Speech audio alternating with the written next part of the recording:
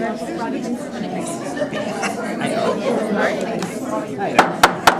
meeting of the Board of Education is now called to order. Please stand and join us in the Pledge of Allegiance. I pledge allegiance to the flag of the United States of America and to the republic for which it stands, one nation, under God, indivisible, with liberty and justice for all. I'd like to welcome everyone to our meeting this evening. Trustee Novaria sends her regrets. And our first order of business is to approve our agenda. On page 2, is there a motion, please? Mr. President, I move that the Board of Education approve the agenda as printed. Thank you, sir. Is there a second? A second. Thank you. All in favor, please say aye. Aye. Opposed? Motion passes. We'll go to our first order of business, which is the superintendent's report. Mark? Thank you, sir. We have a few items on here that we're going to juggle the order on these and start out with our bond project update first. Johnny Edwards will present that, and then he'll introduce the presentation on the Central L playground. Johnny? All right. Thank you, Superintendent Beelang, as well as members of the Portage Board of Education. My update tonight will be specific to Woodland Elementary School. We've been working with our principals and our central office team as it relates to operating Woodland Elementary School for the next 2 years. So as we've announced before, Woodland Elementary School will be using the Haverhill building, the current Haverhill building, for the next 2 academic school years. In the meantime, obviously, Woodland's current building will be demolished this summer, and construction will start on that this summer. So it'll take approximately 2 years for the new building to open. In the meantime, as we've been looking at operating 2 schools on the same campus, we understand that currently all of our elementaries start throughout the district, the 8 schools, all have the same start and ending time. And so what we've worked with our transportation department, our CIA department, and we've informed our Woodland staff, and a notice has gone out to parents to look at the traffic on the campus as well as student safety, allowing students to exit the Haverhill campus in a safe manner each day before and after school. Woodland's start time for the next 2 years, doors would open at 8:55 a.m. and then classes will start at 9 a.m. And at the end of the day, that would take the students to approximately 4 p.m. So we're essentially moving the start time back 20 minutes. In essence, part of that is, again, designed to limit the number of cars on the campus at the same time. Now, with that being said, there's no reduction to the instructional minutes, even though it's a delay in our start and ending time. The actual number of minutes that Woodland will receive would be identical to what the other 7 elementaries will receive. Tomorrow and Thursday, our teachers will be holding parent-teacher conferences because we're trying to survey our Woodland families to see how many of them would be interested in transportation. It is our desire and goal that over the next 2 years for all of the families that live in the Woodland neighborhood and attend Woodland School would be eligible to ride our PPS bus. Currently, right now, obviously, there are students who catch the bus to Woodland, but there could be students who live across the street from Woodland that currently walks, but would not be able to walk to Haverhill. So we will be surveying our families at parent-teacher conferences on Tuesdays and this Tuesday and Thursday to get a gauge about how many families would be interested in using our busing system so that we can start doing some planning on how many routes we would approximately need to be able to service those families for the next 2 years. This is just a preliminary survey. Obviously, parents may need some more time or may choose to change their mind in the next couple of months. That's totally fine. But at least want to get the ball rolling and conversation started around what our transportation needs look like for next year. So again, we've met with the staff. We've informed the families by way of, I believe, our Skyward system. And therefore, tomorrow and Thursday for parent conferences, we'll do some surveys to figure out how many families will have to take advantage of transportation. So that's my update, but I'll be happy to answer any questions related to this information. So with that being said, I think the real bond project update should come from students. And so I would like to introduce our principal at Central Elementary School, Ms. Sarah Wagner. And she has a few students with her who's going to share a nice presentation around their new playground at the Central Elementary site. So Ms. Wagner.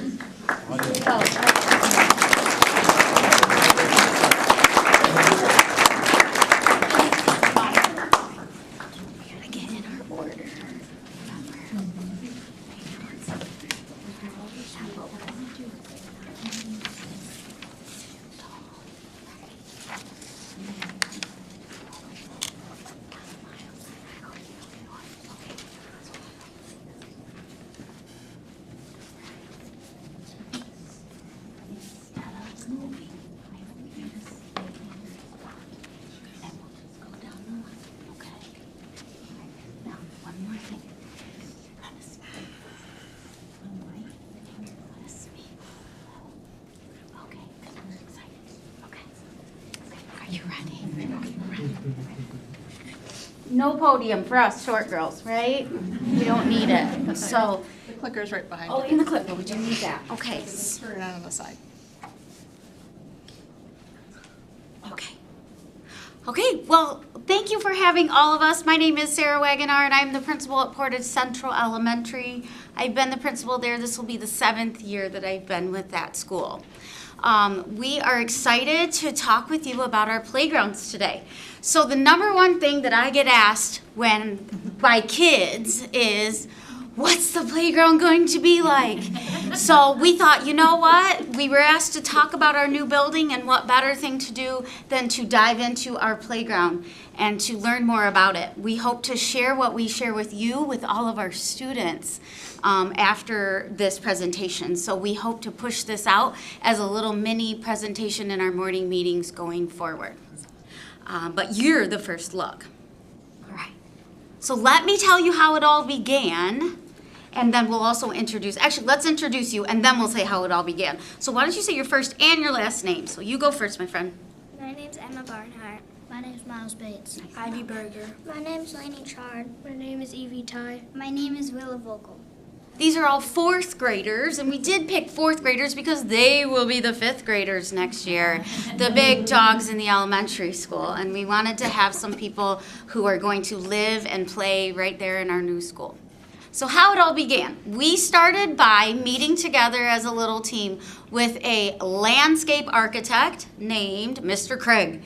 And Mr. Craig even sat on the floor with us, and we talked all things playground. He showed us renderings of all the different pieces of equipment. And then, like all good students, especially here in Portage, we ran a protocol. And these kids filled out sticky note feedback, and you can see some pictures there, and they wrote down all of their first impressions and things that they were really excited about when they saw that stuff. And from there, they built this presentation for you. Are you ready? All right, here we go. So this is what it looks like on paper. Pretty confusing if you're just taking a peek. So we hope to bring it to life for you tonight. So let us start with our lower L playground. Emma, take it away. First, we have the Big Green Mound. The Big Green Mound has climbing sticks. You are able to climb the mound because there are steps and it is rubber. It looks cool to play on. The canoe and river would be joyful for the little kids. If they can pretend to paddle, I think they would have a lot of fun. Next, we have the Logs and Rocks. The Logs and Rocks would be adventures for the little kids, and they would have a joyful time. Also, we have the Forest Spring Ride. I like the Forest Spring Ride. It looks fun. I like the Forest Spring Ride because it can fit 4 people. The Forest Spring Ride can move side to side and is very bouncy. We have the swings. There are 6 swings. I like it because they are nice and low for the young kids. Now we have the big play structure. There is a transfer platform for children with limitations. There is a rock wall that you can climb up on to go on the slides. There is a spiral slide where you can twist around and go very fast when it is snowing. Yeah. All right, let's move over to our big playground. First we have the trees. There will be many trees planted throughout our playground. I like the trees because in the summer, if you get hot, you can cool down in the shaded area. The swings are fun because there are 12 of them. One of them has an adaptive seat, and you can have fun with all of them. Next, we have the zip track. The zip track is long and amazing for lots of people to sit on, and it is more than 15 feet long. Also, we have the four-way spring ride. The four-way spring ride is bigger than the Laurel Spring Rider, and it will be fun to use with friends. Now we have the double to fro swing. I like the double to fro swing because you are able to lay down. It is similar to a tire swing, but you won't get sick. Very favorite of mine. That was a personal request. No wonder. Now we have the tri-runner, the flyer. I like the flyer / tri-runner because it makes you feel like you're flying. I like the flyer because it looks like a lot of fun. You're able to sit down and spin people. Next, we have the Spring Rider canoe. I like this because you can do some pretend flying and you can wobble. I like the climbing wall because it is so big. The climbing wall you can sit and talk. You can sit and talk on. Also, you can play tag, but you have to be careful. Next, we have Bob the Basket. We decided to name the thing Bob the Basket. We like it because you can spin around and there are ropes that you can sit on while holding on. I like the main structure because there is a straight slide, pogo hopper, monkey bars, and a rock wall. Now we have the paved area. The paved area is fun because it has 3 basketball hoops, room for 4 square, a walking trail, and more. It will be a place where a lot of people can play. Now we have the lawn space. I like the lawn area because there will be a sports area. I'm excited about a football field and soccer field. All right, well, that is it, but I have one last thing to show you. So first of all, we just want to say thanks again to all of you as the Board of Education for gifting us this incredible tool, resource, and opportunity in this new building. It is not lost on us what an exceptional thing it is to have and to be first. So we know we bear a lot of great things ahead. But before we go, here's a little team picture from that day, and we'd like to have you take a flyover with us.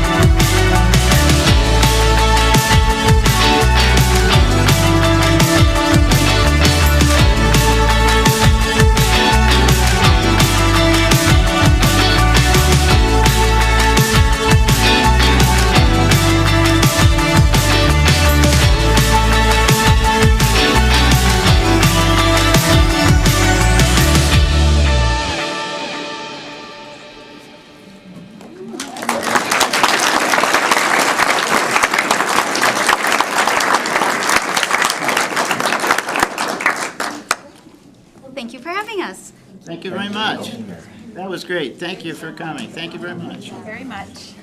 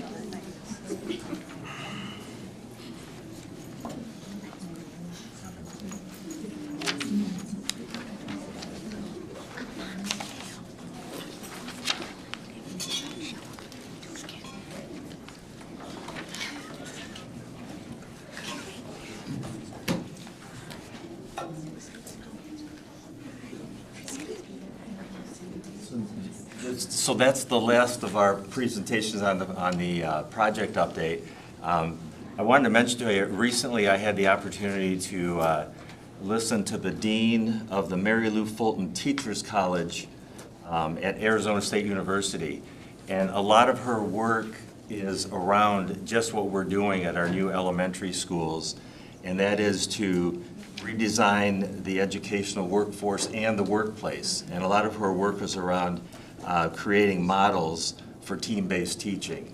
And so the things that she was able to talk about fit perfectly with what we're trying to accomplish as we occupy Central and Haverhill next year, and then Woodland a couple years down the road. So really reinforced the direction we're headed in and the work that was taking place. And she actually mentioned that they'd been working with Mesa schools, in Arizona, and we happened to host a professor from University of Michigan recently who was talking to some of our folks about implementing that team-based approach, and we had a chance to show him the school, Central L, and he was impressed, so impressed with the facility and how conducive it was to this team-based approach to learning. So it's nice to have these ideas and concepts reinforced as we go out and about. So there's another part of the update that was going to be provided by Tracy, but Tracy contracted some strep throat, she and her family members, so very apologetically she cannot be here to do that. But I know we have several people in the audience who are going to be addressing this issue of and the concerns they have with some of the changes taking place in our word language program. So I wanted to cover that at a slightly higher level than I'm sure she would have covered it, along with a couple of other things. So this is me taking Tracy's place and not doing it justice, I'm sure, but I felt there were some things that needed to be shared in light of this evening's presentations. So the first is an update on the opening of the CTE Center, the Career Connect Center, which is slated to open this fall. That new center, if you don't have it on your calendars already, is scheduled to have a grand opening celebration on May 22nd from 4 to 7 p.m. where that center will be open. That center will also serve as a transportation hub for students in the county, allowing students to catch buses to other programming options. We currently use Loy Norix as a transportation hub, so we'll no longer be using that. So other programs that are based throughout the county that are regional programs not offered, for programs not offered at the Career Center, that'll be a transportation hub there too. The center is going to run two programs, an AM program and a PM program for students in Kalamazoo County. The first will run from 8 to 10 a.m. and the PM program will run from 11:45 to 1:45 p.m. And we're working through the logistics now of transportation and other things that have to happen for students to get their credits through that. Each district was granted a certain number of slots based on the average district enrollment, and CTE attendance from the previous 3 years in grades 10 through 12. Portage schools received 393 slots, and based on enrollment in district, those slots were divided among the 3 high schools. Central High has 198 slots, Northern High 175, and Community High School has 20 slots. So we're currently in the process of finalizing student enrollments in those programs for fall offerings. There's a pretty organized structure for dealing with slots that are not taken by all schools. So if we have open slots that are not filled, Vicksburg or other schools would have an opportunity to fill those slots and vice versa. So we have till the end of this month to finalize our slots and let folks know where we stand. And we will continue to support our on-site CTE programs that are not moving to their career center. So that includes programs in finance, accounting, advanced accounting, and marketing, advanced marketing and entrepreneurship, and in engineering wood. So those programs will continue in our schools as they will not be offered in the center. So we'll provide some more updates as we get more information with scheduling and that as time goes on. But exciting to see that center opening for next school year, and hopefully you can make it out to the open house on the 22nd of May.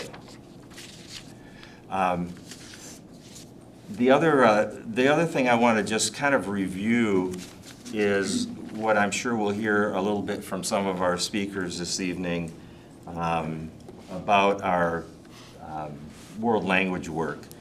You know, we started exploring this world language situation back in late 2022 with the World Language Curriculum Review Cycle that we refer to as the CRC.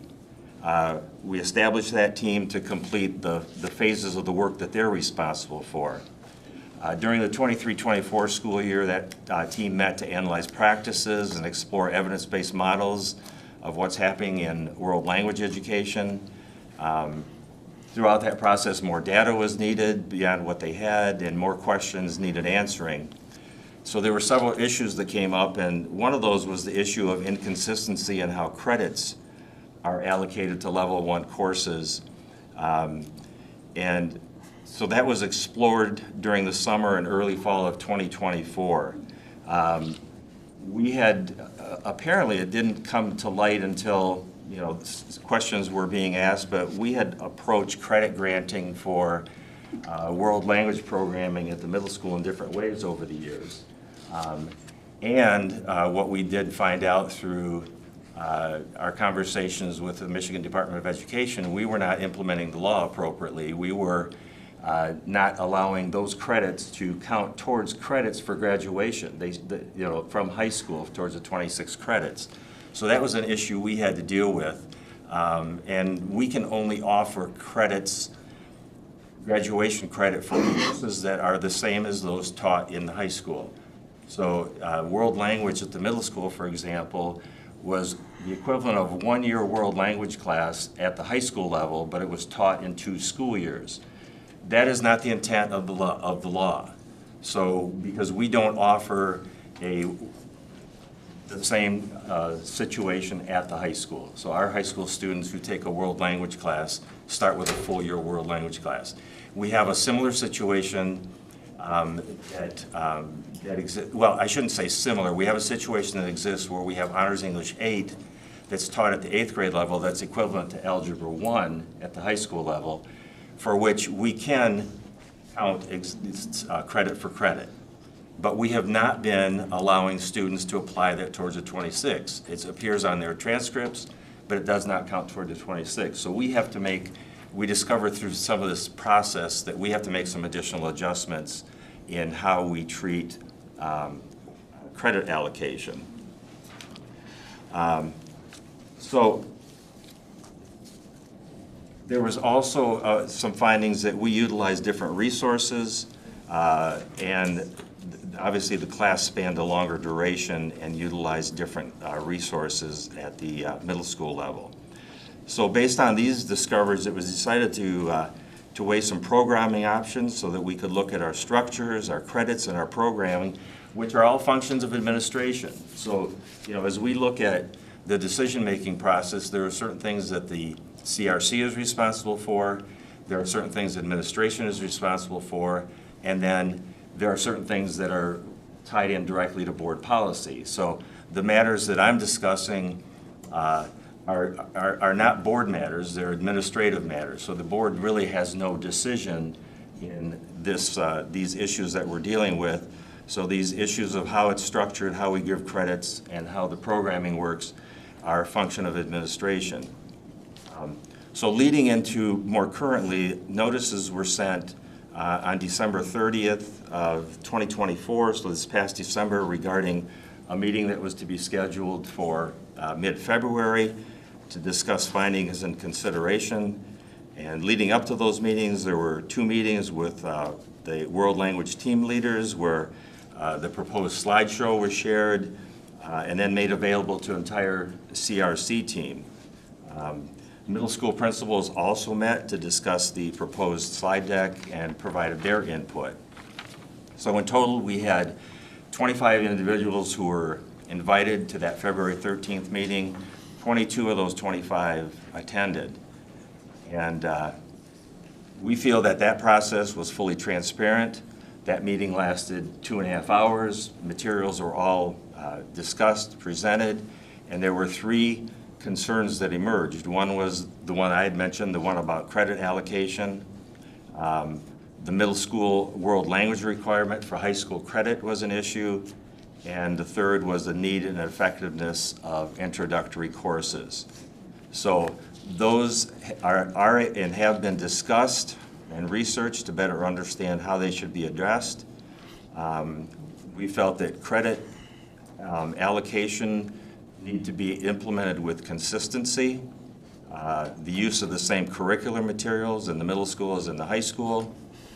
That the 2 credits in middle school, which is currently the case, equaled the 1 credit in high school. So students who were in high school were spending 1 year getting 1 credit for the same thing students at the middle school were spending 2 years and getting 2 credits for. So there's this equity issue that we had to be concern ourselves with. And then the fact that we were not allowing students to count those credits towards graduation, which could have offered up some additional courses and electives that they could have taken, but instead, even though they did appear on the transcript, there was no grade point attached, but it did close the door to opening up some other classes. So that was one of the things, developmental readiness. We're looking at, is the mandate to take a world language class at the middle school appropriate for all learners? We're already opting out several students at all of the schools, all the middle schools, whose needs are better met in other programs. So that whole question of how appropriate is it to mandate world language as a middle school class, which is earned credit for high school.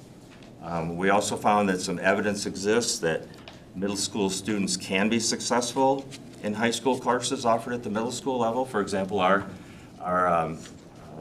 Math Plus 8 is equivalent to Algebra 1, and it's taught over a 1-year time period, and our students are handling that very well and seem to be able to come into high school and have that behind them and move into the next their next course of study, so that works.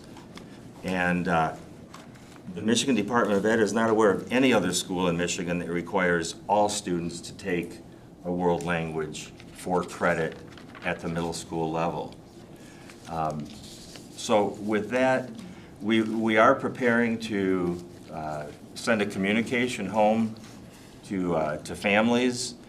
There will be some changes that we're proposing not to the board, but we're proposing to incorporate next year, is that all students in 7th grade, starting in the fall of 2025, would take a 1-semester language course taught by certified world language teachers. The course introduces students to Spanish and French languages as well as their cultures and helps them make informed choices about what to study further. So they would have a semester, 9 weeks each, of Spanish and French to see what that's all about. Middle school is much more exploratory in nature than is a more rigorous high school. So we want to expose them to as much as we can, and in turn also fulfill one of the board's end statements about making sure that students know about cultures other than their own. So that's a consideration. Beginning in the fall of 2026, 8th graders could choose to take either Spanish or French as an elective for the entire year. This kind of course of action would follow the high school curriculum, and students would receive 1 credit towards the 26 credits required for graduation. So for this following fall, the current 7th graders would be allowed to continue with that sequence, kind of grandfathered in to the process. They would still receive the credits that they were told when they started the sequence in 7th grade.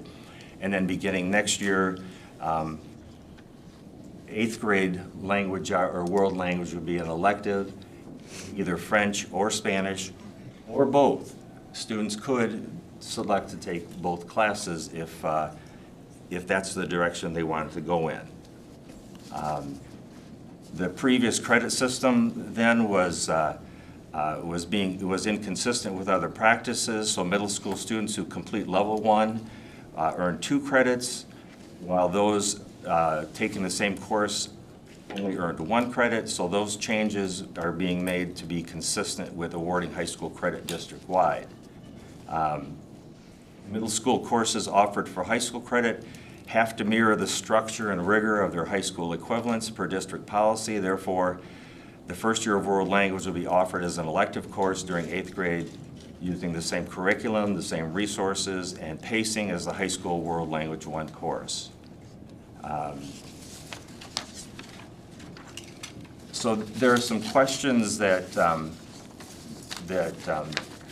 really some issues that seem to be coming up that I want to make sure we address. The first one is about International Baccalaureate program alignment. Students will still be able to complete 5 years of language study. There's a common misconception that this change will prevent students from completing the 5 years required for the IB program. Students will still have the opportunity to complete Spanish 1 or French 1 in grade 8 and earn high school credit. And once in high school, students can continue language study through advanced levels, including AP and IB courses, ensuring that they meet our IB diploma requirements. This structure that we're going to be implementing is in line with other successful IB programs and does not limit a student's ability to achieve the 5 years of language study. So there's also, some concerns about the impact on 7th graders. We're adding an exploratory opportunity,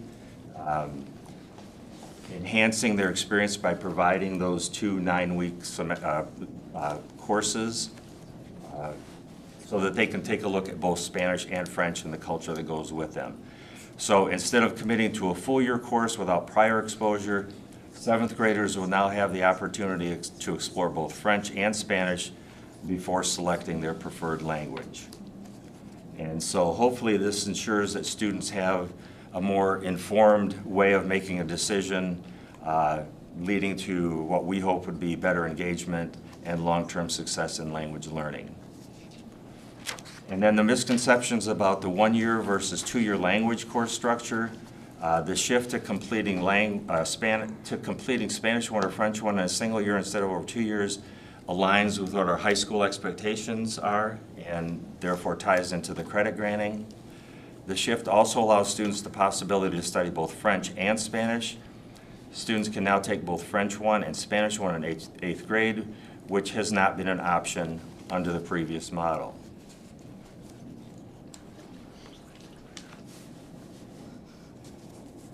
And then the other thing that I just wanted to get some clarification on for you is offering high school credit in middle school. We feel that students being able to acquire credit while in middle school is important, but it shouldn't be mandatory. And that's why the shift to the elective nature. Families and students that want to take a foreign language, a world language, are certainly able to do that, and we encourage them to do so. So to ensure that developmental appropriateness, the academic rigor and equity, we need to make sure we maintain the same structure and rigor as high school courses. And if this is not feasible, then the course should not be offered at the middle school level. And then aligning the credit allocation with the district standards is important to maintain consistency. So those are the few of the issues that I wanted to touch on. I know that, that Tracy would have done it. I would be happy to try to answer questions that you might have at this point, but I know I'm not going to be able to get to the same level of depth as would Tracy, and I'm happy to bring back additional information if you need to. Also, just making sure you know this is not, what we're doing does not require a board decision. There's nothing in board policy that speaks to this issue. The board outlines graduation requirements through policy, and then we develop administrative guidelines to implement your policies, which this meets your policy. So I'll open up for your questions if you have any. I've got a few. To start, like you said, we're not developing the curriculum. I'm a parent. I've got 3 boys in the district. They directly are affected by this. And I'm struggling weighing the change of this and the urgency that is being put on this. I believe this is how it's been since 1998. So why we're shoving it through from February to be enrolled in by next year, I'm struggling with that, especially when it goes against all of the evidence-based research, the teachers, recommendations, and the advice of the curriculum review cycle team. So generally speaking, I'm struggling with how this change helps every student first for their future. So that's my generally first question. Yeah, there's more than one question in there. So the one question is, how does all of this change make it better for every student first? How are we putting every student first for the future based on this change? And I think you'd get different answer to that depending on who is asked that question. You're asking me, I'm just based on my experience and what I've seen, not every student needs to be in this. That's why we have probably 30% of our students in some of our middle schools that are not enrolled in the program because their needs are different. So forcing this to happen, I don't think is in the best interest of all students. So I would start with there. It doesn't give us the kind of flexibility that we need to meet, individual student needs. And it still gives parents who want their kids to be in a world language program that option and that opportunity. So we're not taking that away. I disagree with the premise that this was being shoved down anyone's throat. This is a process that's been at work in a while. And as with any decisions like this, you're not always going to have 100% agreement. And we take, as administration, full responsibility for designing the structures and how this is going to be implemented. We rely on our professional staff members to deliver the curriculum that they're part of developing. I have a couple more, if you bear with me. The other thing, you're saying the kids will take 9 weeks of French, 9 weeks of Spanish for this exploratory class. What are they going to do with the other 18 weeks? They have other semester elective offerings at the 7th grade level. So this will take up one half of their school year. Their other electives will be offered the other half of the year. What electives would those be? I think they vary a little bit for student by student, but it's the other elective cycles. And then the follow-up to that one is, do students really need 18 weeks to decide between 2 Romance languages? If we had multiple language options in Portage schools that were dramatically different, Mandarin, Arabic, German, I could see the validation to exploring cultures and what language they really want to learn. But French and Spanish are awfully similar. To take 18 weeks to say that that's needed at a 7th grade level, I guess I struggle with that. And that's my question. Do we really think that we need 18 weeks for these kids to explore French and Well, they would be 9 weeks in each one. 9 weeks? Yeah, total. 9 weeks in each one. I don't know if that's given the semester structure we have, I don't know how else we would do that. We seem to be, at least in our district here, we seem to be moving towards just the 2 languages now. We've seen a drop-off in other languages over the years, so these 2 languages made the most sense. We're not trying to give acquisition of language skills through this program. We're trying to expose them to the culture, to some of the basics behind it. And we don't have those programs. The idea is to have those developed yet this summer, and we don't have it, so I can't speak to specifically what's going to occur in those classes. But right now, that is the kind of the approach that we plan on taking with that. And then my last one, and I'll stop talking. But some students can handle a ninth grade course load like Math Plus. As you noted, students do struggle with math and English. They might not be able to handle this 9th grade course in 8th grade. But unlike Math Plus, and I assume how English Plus used to be, there is another math curriculum in place so that these kids, we are not denying them math, we were not denying them English to an 8th grade student. But wouldn't this change be denying world language to an 8th grade student who is grade appropriate but not yet ready for a 9th grade class? Because there is no alternative language opportunity for that child. The revised school code does allow for options outside of world languages to fulfill that requirement.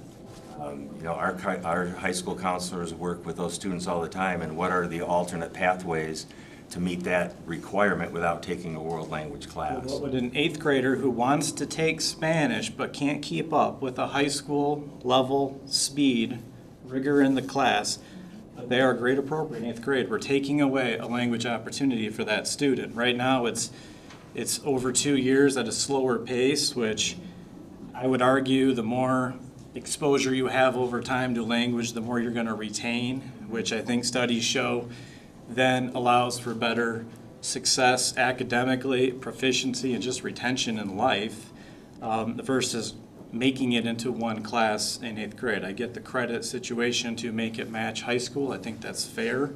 But not every kid in 8th grade can keep up with a 9th grade class. They can't keep up with the math, but they can take math core or regular math. And the English, they don't even offer the honors anymore. But you're taking away language altogether for an 8th grader who is 8th grade appropriate. There's no longer a language for them to have exposure to.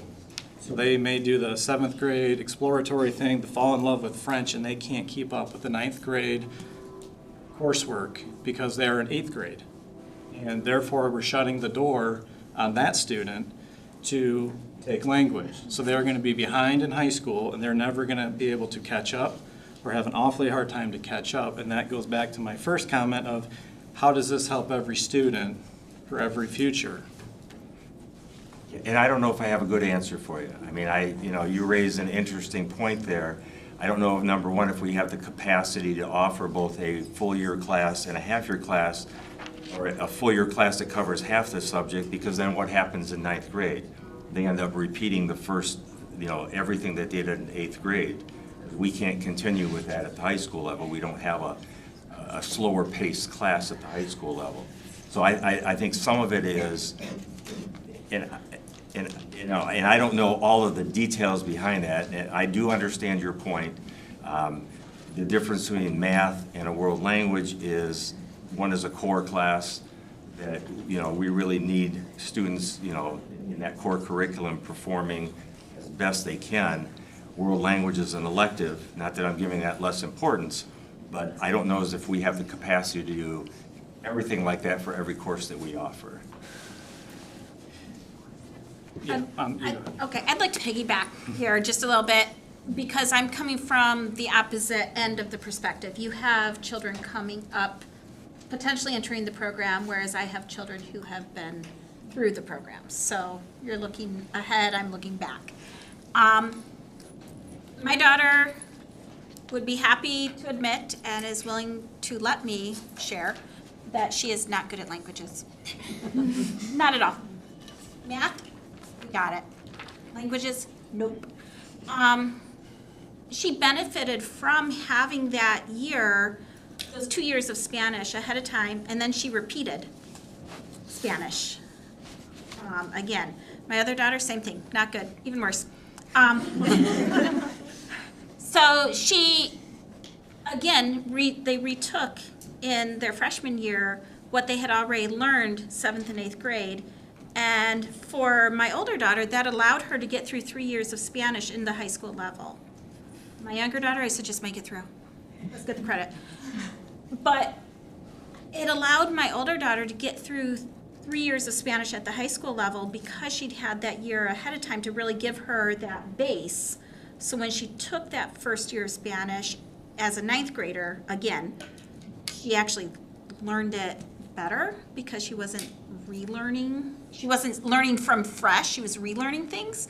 So again, it's that I want this to be something that is equitable for all students, that gives students that option to really do well, so that every student succeeds, because not every student is going to be able to hit Spanish their 9th grade year, even if they took it or not their 8th grade year. Are we doing something to meet the needs of those students who see that as a need? Well, I think we've always allowed students to retake classes. It's just that we will not have a half of a year of world language offered at the middle school. The slower paced learning to begin with, so that they can really absorb it and then hit the ground running for their 9th grade year. We don't do that in other courses. I'm not aware of any other course that we have where you have an option to take it over 2 years.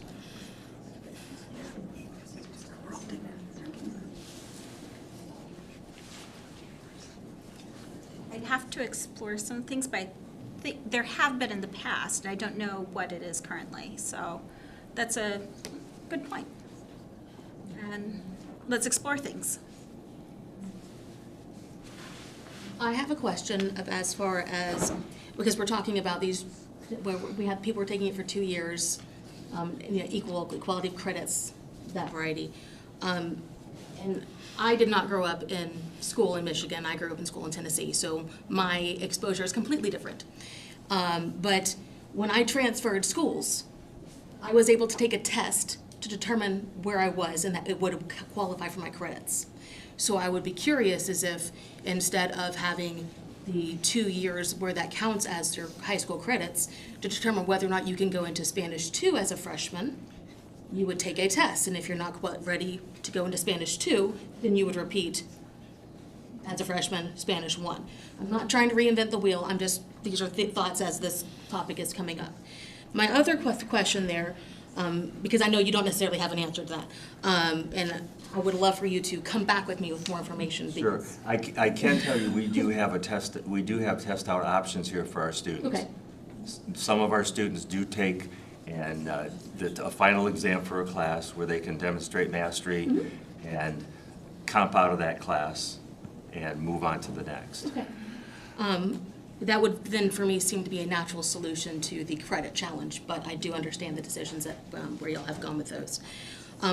My curiosity comes into, we're talking about introducing these 2 different languages in the 7th. And I'm curious why we're not introducing them way earlier. I studied French in elementary school. And one of the highlights of me in my 6th grade year was we as a class went out to a French restaurant and spoke only in French. And there were kids in my school that were not great at French, but they still got that exposure to that language way earlier. I still remember how to order things, and can you pass the butter, please? And my name is, do la confiture aux fraises, s'il vous plaît. But it inspired a love for the language and of different languages. I took Spanish. I was really, really good in Spanish. In college, I was required to take Italian, and I took my Italian test in Spanish. That didn't work out well for me. But I feel like we're waiting too long to get them that exposure in 7th grade.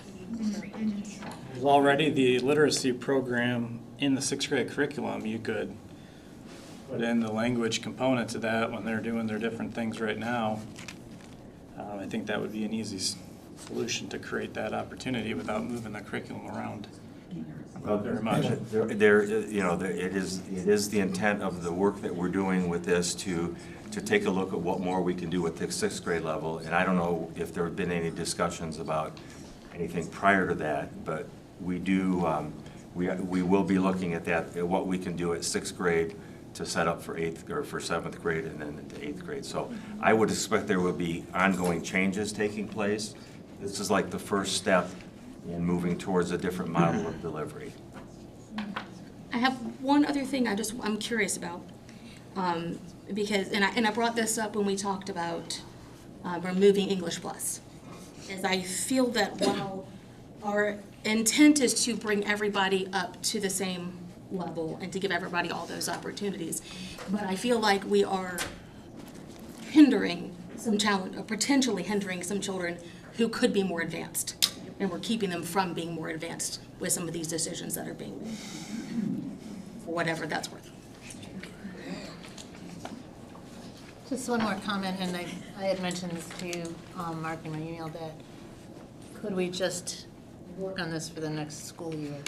Because it seems like this is too much decision-making. There's a lot of conversation around it, and I think we need to revisit the collaborative approach and perhaps come back the following school year with some solid programming that everyone can support. We can work out the credit issue, which I don't quite understand at the middle school level anyway, because I can see that whatever, I'm too new for all that. But just throwing that out there as a suggestion. Yeah. And I don't know, how you phase this in without having some type of an issue, because I think where I think what we've recognized with this year's 7th graders is allowing that to continue with 8th grade. So when I think about implementation of this, I do see that because we are allowing 7th graders next year to finish up with what they've committed to, we are implementing this over time. We are, part of this is being delayed, but in the meantime, we still have to do something for 7th graders. So to wait another year, you're actually putting it out 2 more years, because if you allow 7th graders to start with the first half of a full year course, they've got to go into the second year of that. So I don't know from a logistical standpoint if you can make it work any other way. That said, nothing, there's nothing that prevents anything from stopping, completely, but I don't think we're gaining anything by doing that. Especially with the credit situation, we're just extending that for another year, and I think the sooner we come into compliance with that, the better it is for our students. Thank you for raising that issue. I'd just like to say something in wrapping up, and obviously the world languages topic is kind of a theme of this evening, whether we want it to be or not. That's why so many of you are here. Come back for other board meetings, by the way. Don't come just because of this. And I first heard about this when I started receiving emails from parents and teachers and students, and of course, as I do, I started researching because that's me. And I think right now, it's important to remember, Mark reminds us as board members, that there's always more to the story. And Mark, you're not the expert on this topic, and you're doing a really hard job of trying to fill in for people who are the experts and are unable to be here, and we appreciate you trying to fill in like that. That's hard to get questions when you're not the expert, and I acknowledge that. Thank you. But I think all of us are looking forward to learning more and really figuring out or finding out what Paul Harvey would say is the rest of the story as we do learn more. And I appreciate you giving us a step towards that direction. Thank you, Mark. Yeah.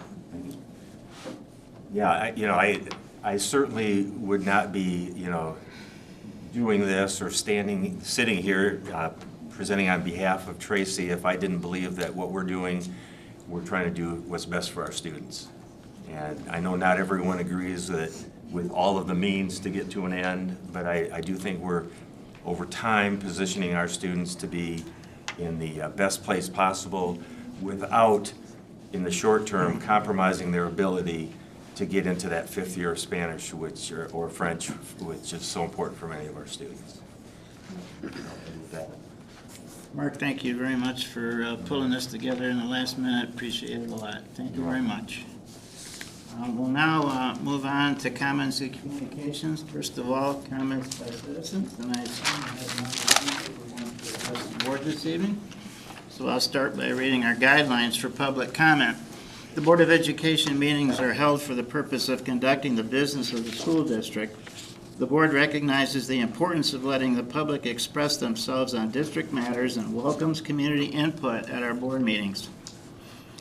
To permit fair and orderly public expression, please conform to these guidelines when addressing the board.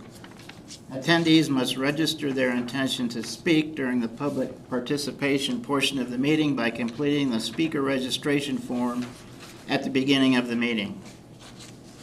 Individuals may not register others to speak.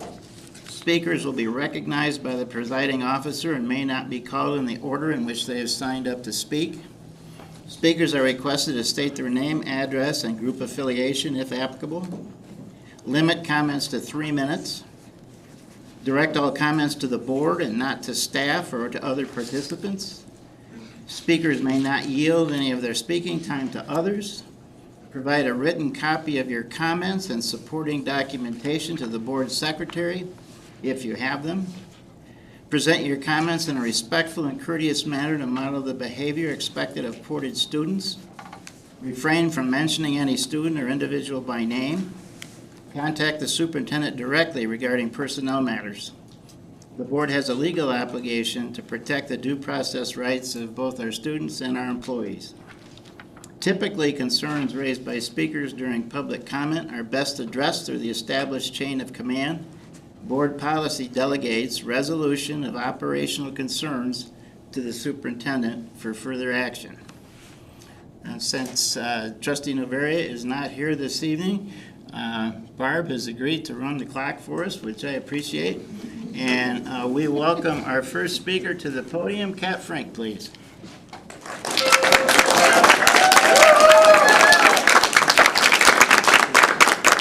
You really should come every meeting. Great, thank you.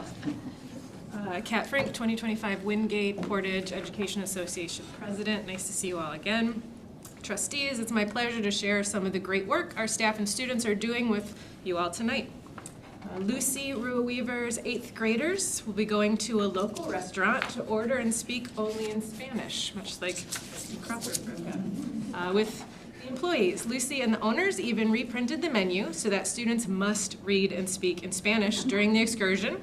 I look forward to sharing pictures and stories from the trip with you all, and thanks to Lucy for creating this opportunity with her students. The Amberley PTA hosted a Bing Glow party for the Amberley community, which included glow-in-the-dark bingo, dancing, and face painting. It was a free event for families, and many parents and teachers volunteered their time and resources to make this event fun and memorable for all. Thanks to Amberley parents and staff for volunteering their time. Kay Tarleton, along with other EL teachers and many paraprofessionals, are in the process of wrapping up WIDA testing. If you don't know WIDA testing, the purpose of this testing is to ensure schools are helping their English language learning students achieve English language proficiency and determine appropriate supports for each student. We have over 50 languages represented in PPS. At the secondary level, over 130 students were assessed either individually or in small groups, which you can imagine is quite the task. This work often happens in the background, so I wanted to take a moment and thank Kay and the entire EL team for their hard work. Courtney Eisler Ward and Julie Stevenson's 4th and 1st grade classes at Mooresbridge Elementary met as book buddies to read and write about famous Black Americans for Black History Month. Our 4th graders did a fabulous job serving as learning leaders, and our 1st graders showed their ability to learn cooperatively and write as well. Thanks to Courtney and Julie for facilitating this peer-to-peer experience. And finally, West Middle School, 7th and 8th grade bands. I think you all heard from Dennis last month. They performed at the District Band and Orchestra Festival last week. All 3 groups earned straight first division ratings, the best an ensemble can achieve at this event. Congratulations to all these students on a job well done, and thanks to Dennis for his leadership and guidance. Thank you.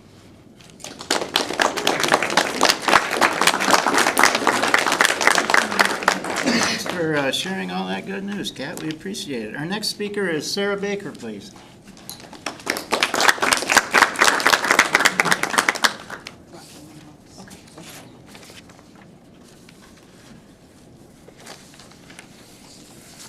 Sarah Baker, Kalamazoo Public School, Kalamazoo, Portage Public Schools. My address is on my statement.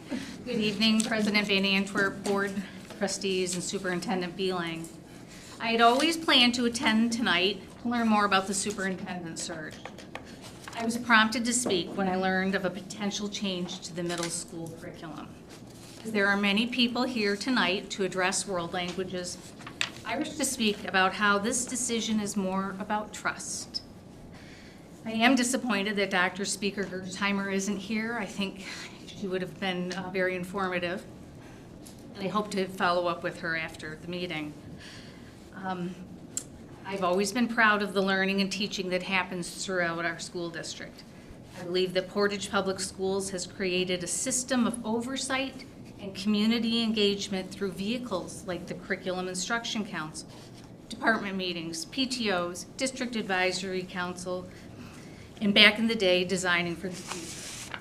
These committees are a means to explore change openly and methodically. After hearing about the possible revision to the coursework map, I did my research starting with the PPS website. I did find reference to world language and CIC meetings. CIC membership in your bylaws is 50 members strong, teachers, administrators, parents, and community designees. This diverse group has the best interest of learners K-12. However, making middle school world language an elective does not appear on the agendas or in any minutes. It is also not in any of the board minutes this year. As I read the CIC bylaws, the world language instructional path would fall under its purpose. And if the sequencing was a pilot, it still needs CIC approval. Help me appreciate how a significant modification to middle school required curriculum is not a more transparent process. Is this decision evidence-based? How will it improve learning for all students? I have heard trustees express concern about the employee culture at PPS. Beyond surveys and paid consultant reports, I offer to you that this change in sequencing is a key faculty engagement activity. My understanding is the world language teachers have conducted research as part of a multi-year review.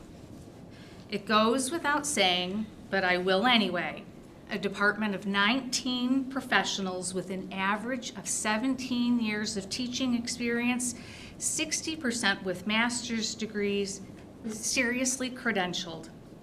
Is this move recommended by teaching staff? And if middle school is to prepare the student for high school and beyond, is this change endorsed by high school administrators, IB coordinators, counselors, and teachers? I don't know, because there are no published documents. Without full context, I don't feel a culture of trust. PPS has been a leader in Michigan with the International Baccalaureate Program, and many have adopted our world language mandatory pathway based on Portage. I am proud of the rigorous and individualized education offered here. I do not understand why such a decision to lower the standard is even suggested, again, because I have no information. Board and PPS administrators, as I share my thoughts, I understand this is a monologue. I am sure there are some in the room who are frustrated because I don't know the full situation. And I would say, because there's nothing published. Thank you.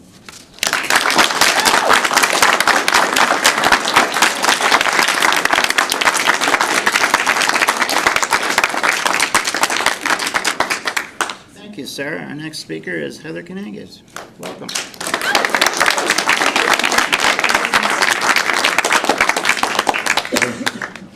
Good evening. Heather Kanangas, 6083 Evergreen Street in Portage. Good evening tonight. Thank you for the opportunity to speak. Typically when I'm here to offer opportunities to our students for travel, and tonight I am here about the opportunities that I feel are being taken away from our students are starting this fall. As you are aware, the 7th graders are going to have a required 9-week exploratory course for French and 9 weeks for Spanish. This is going to take away from a full year opportunity of being exposed to a language and increasing language acquisition and proficiency, which gets us to the IB Level 5 course. Time is more than a course, the years. The 8th graders are now going to be offered an elective 1 year of language that will mirror the high school level. One of the reasons I wanted to go into education was to help open doors for students that they maybe didn't know even existed, and I feel right now we are going to be closing them. I also have a question as far as this semester. What happens the second semester when we're doing scheduling in February, and that second semester group is just going to be starting their 18 weeks of exploratory? There's a lot of research that supports why students should take a world language course, and even why they should start at an earlier age, as mentioned. I feel that by making this 8th grade elective the same pace as the high school course, without building the students up to a level of a high school rigor, is setting the course up for failure. Students will think twice before signing up for what they may think to be an honors type course when they've only had 9 weeks of experience. Certain demographics of students are going to be steered away from the course because it will be too difficult for them, or they are not really the correct type of student that should be taking this course. Even students who take Algebra 1 courses in 8th grade have 2 years to build up the rigor of the 8th grade course by taking Math Plus in the 6th grade and Math Plus in the 7th grade. Personally, I grew up in a small community where I wanted to play the flute. My cousin said I should play the flute. I went to go take a test and I was told, can't play the flute, so I left. I didn't play anything in band.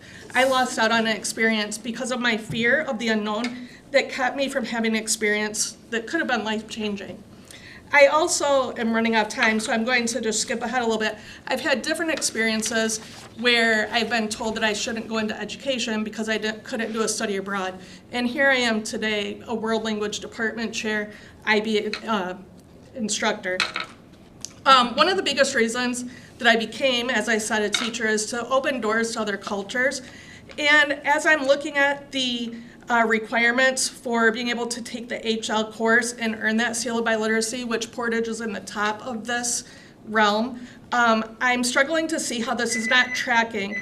To quote the email that was sent to the PPS families on February 10th in 2023 regarding ELA+, tracking is defined by Stiff and Johnson, the placement of students into qualitatively different courses, and based on a variety of non-academic reasons, such as perceived achievement, race, socioeconomic status, gender, language, and other expectations ascribed to the students.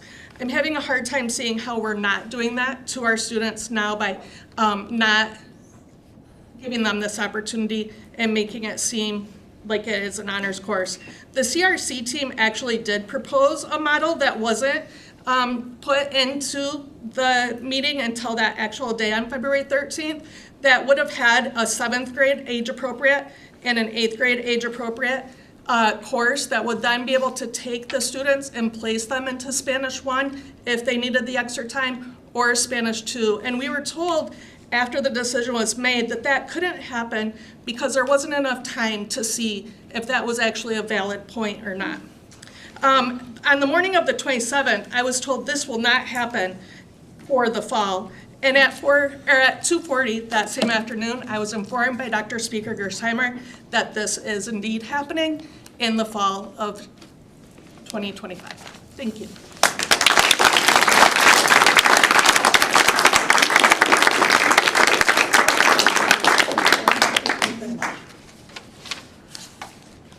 Thank you, Heather. Our next speaker is Rachel Ryder. Do I have that right?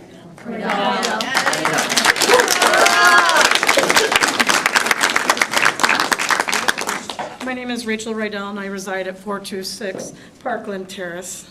As I tested my 2-year-old daughter this afternoon for the same information. She passed. She doesn't have the door. Sorry, I need readers. I'm getting old. Good evening. My name is Rachel Rydell, and I am the co-chairperson for the High School World Language District team, and I am a Spanish teacher at Portage Central High School. 12 years ago, I was thrilled when I was hired at Portage Central because I knew the district valued academic excellence, and the World Language Department was a leader in the state in terms of the programming that it was offering, in addition to the successes that were being achieved. Sadly, the cutting-edge programming and the future successes of our department are in jeopardy with the newly proposed program change. This change has come as a shock to our department because it was never supported by the research that we conducted during our curriculum review cycle. As our team began the curriculum review cycle, we were asked to trust and follow the process with faith and fidelity. We were assured that our research and expertise would be highly valued in any decisions that needed to be made. However, none of the models that we researched were considered when a group of stakeholders met in mid-February. In fact, the models that were brought to the group were not found through research nor investigating best practices for student success. During that meeting, our team expressed concerns that moving to an elective-based program will reduce our program numbers, reduce the number of students that are able to reach the uppermost level of our language program, and will delay the start of language learning, which makes language acquisition more difficult. In an attempt to collaborate, our team offered an additional model, but it was immediately dismissed without any discussion. When it came time to bring a recommendation to the executive team to discuss and vote, our curriculum team was not asked to vote for the model we thought was best, despite being told that we would be given a chance to rank the models that were presented at the meeting. On February 27th, after the executive team had met, we were notified via Google Meet of the change to the middle school programming. As you can imagine, we were shocked. I do not believe it was shocking that the program is going to change because we could read the writing on the wall after the meeting in mid-February, but rather out of all the possible options, the one chosen seems to be the very worst. Although the decision to make a change was not surprising, it has been incredibly disappointing. Our program that was once in the forefront of world language instruction is going to take a giant step backwards. The middle school provides the necessary foundation that our students need to be successful in high school and beyond. Instead of working towards strengthening students' language acquisition, this decision is going to have a ripple effect in which our students will be disadvantaged. The trust we place in the process and those leading the process has completely evaporated, leaving us to feel undervalued and disrespected. When we inquired as to why this change is taking place, it was revealed during the meeting on February 27th that it is because our program is not in compliance with state law and board policy. I find it difficult to believe that our district could be out of compliance with the state law since no one in our department has ever been made aware of that concern. And we have members who have been part of our department for over 25 years. In addition, our district employs competent counselors who have done and continue to do their due diligence in understanding and complying with the law and the district policies. It seems absurd that if we are out of compliance with the state, that it would go unnoticed until now. Our district prides itself on collaboration and strong sense of community. However, this has not been the case for our department with this programming change. What is incredibly frustrating is that when it was discovered that our district is allegedly out of compliance with the state and the board policies, no one took the time to discuss it with our team ahead of the decision, nor to work with us to brainstorm possible solutions. Instead, people who are not world language educators are deciding on a model that has no basis on research and is clearly not focused on student success. The district is in a hurry to make a decision, and in the rush, decisions are being made that are taking our department in the wrong direction while jeopardizing the high level of success that we've been able to achieve year after year. Changing a program that is as successful as our program should be a decision that's not rushed, nor done in haste, but rather one in which we take our time and collaborate to determine a model that focuses on students and their success. It is hard to accept this change when it seems as though the process has been abandoned in order to meet a timeline. We owe it to the program and to our students to take our time to find the solution that supports the research that the curriculum review team has completed and that we are compliant with the board policies and the state law. If this change is really necessary, then let's work together so that we can ensure that the first and foremost what we're doing is the absolute best for our students.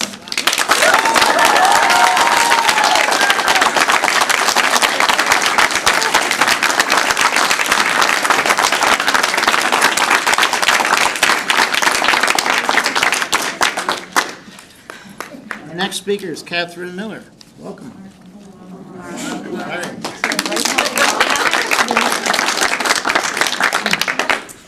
Catherine Millar, 835 Boswell Lane, Kalamazoo, Michigan. I am here in reading the letter of a fellow colleague, Senora Smith. She teaches at West Middle School. Before I begin, I do want to address Mrs. Crawford's question about, I was part of an elementary program for 11 years that I developed. I was on a cart, and I did teach Spanish for 11 years in Portage Public Schools, from young fives up to 5th grade. So it was part of our curriculum before I got the chopping block. Okay, so I'm going to go ahead and read her letter. Dear Board of Education, thank you for taking the time to read my letter. My name is Susan Smith, and I am a 7th grade middle school Spanish teacher. Since joining West Middle School in 2001, I have been deeply inspired by how our community supports a strong academic program that fosters growth for all students, regardless of their starting point. Over the years, I've had the privilege of mentoring students through a peer mentorship program designed to help struggling learners thrive alongside their high-achieving peers.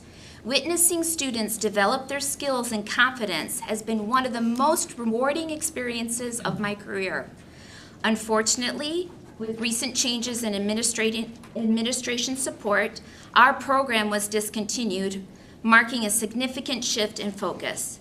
As we face the potential cuts to the world language program, I want to emphasize the impact this decision will have on both our gifted and struggling students. The loss of this program will deprive many students of valuable opportunities to enhance their learning and improve their skills, especially at a time when we are seeing declines in M-STEP scores.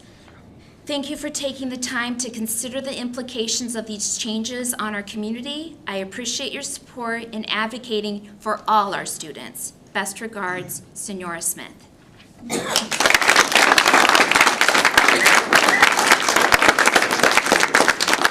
Thank you, Catherine. Our next speaker is Shay Vaughn, please.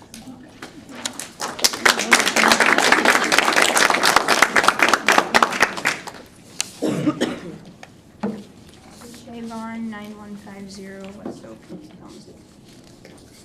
My name is Shay Vaughn. I'm an alumni of Portage Central, and my mom has been a kindergarten teacher in the district for many years.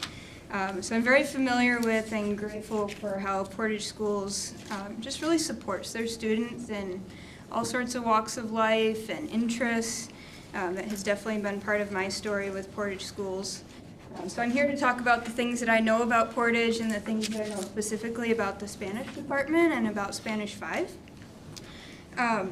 Language is really an essential piece to human thought, experience, and expression. It's the heart of human connection, and I think that's really what we're discussing here, is what is the importance of that for Portage students.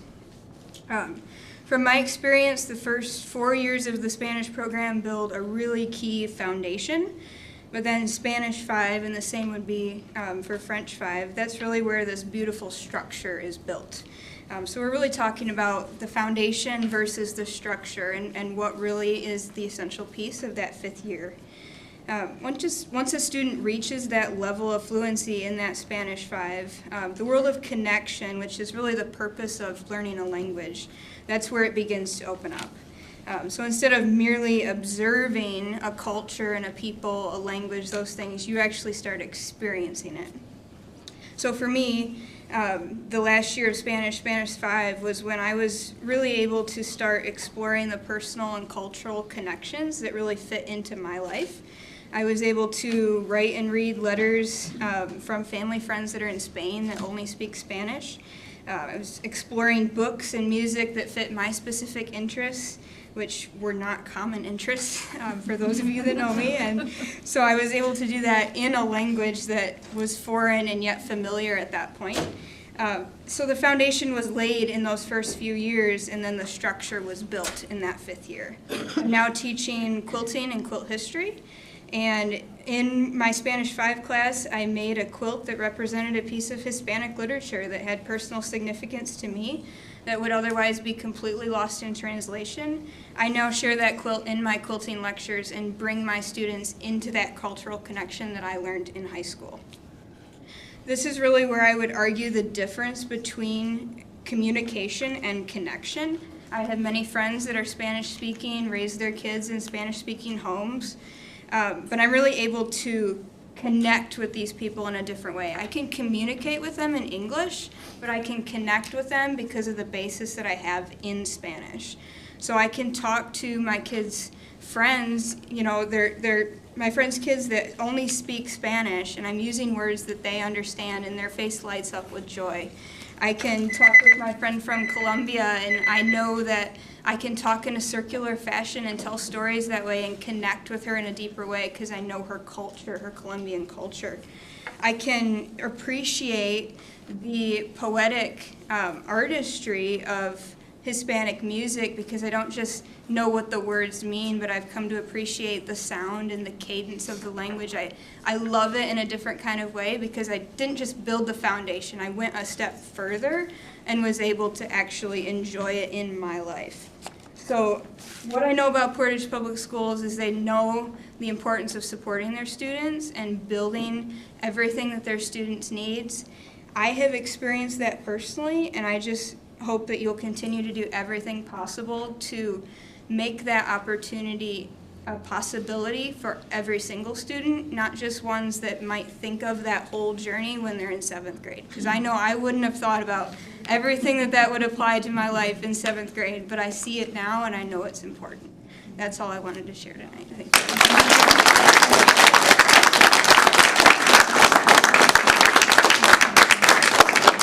Thank you, Shay. Our next speaker, I hope I get this right, is it Sophia Lim? Lynn?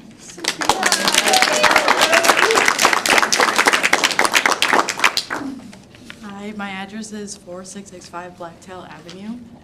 Good evening to everybody. My name is Sophia Ling, and I'm a senior and an IB Spanish 5 HL student here at PC, as well as an IB Diploma Program candidate. Like many of those who've already spoken, I'm here today to express my deep concern about the recent amendments to the world language programs at the middle school level. In particular, I would like to talk about how these changes are significantly harmful to the students after they graduate from Portage Public Schools. At its core, these changes do deny exponential amounts of students the opportunity to first enroll in the IB Diploma program by significantly eliminating their ability to fulfill the world language requirements, but also the opportunity to reach their highest potential in these languages by effectively shutting them out of level 5 classes. Not only does the IB Diploma equip students with the strong work ethic that is necessary to be a productive and successful student, colleague, and member of society, it is these level 5 classes where students not only understand a language, but polish their use of them so that they can take them into the world and make meaningful connections. Level 5 classes are essential for far more reasons than I can express in a short letter, but namely for the doors that they open for students after graduation. I know firsthand how life-changing these opportunities can be. Personally, I am proud to stand here today and share that I've been granted the opportunity of a lifetime, that I'm committed to spending the next 4 years earning my undergraduate degrees in both biology and Spanish at St. Louis University's Madrid campus in Spain, an opportunity that only exists because of the Spanish program right here in Portage. The impact this opportunity has already had on my life is immeasurable, from fostering friendships all around the world to the opportunity to travel all around Europe and already saving me approximately $17,000 in tuition before my college career has even begun. Additionally, I've already been exposed to walks of life that I would have never seen without this experience, more than those that I already know through my Spanish classes or those familiar to me as a biracial woman. For the young minds of Portage Public Schools, exposure to other walks of life are not only beneficial but essential, especially in a town like Portage, where the term diversity resonates with very few. These are the opportunities that language learning unlocks, one that shapes futures in ways that we cannot always predict, but we must absolutely protect. It is precisely these reasons why I am saddened and uneasy by the new choices by the curriculum board that directly harm the future of all Portage Public School students. By limiting access to world languages, we are taking away opportunities that define students' careers, global perspectives, and identities.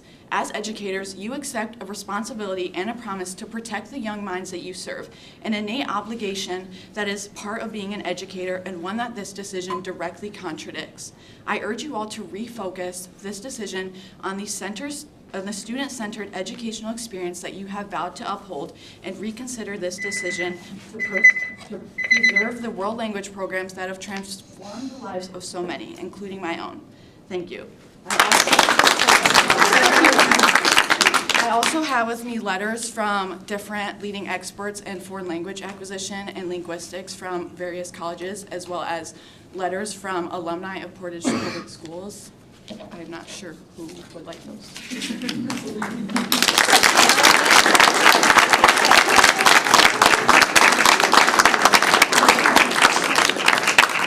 Thank you. Our next speaker is Adelaide Wojcik.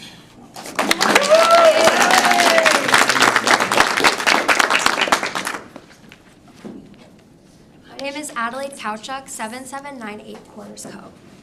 My name is Adelaide Elise Kowchuk, and I am a senior at Portage Central High School, currently enrolled in IB French 4.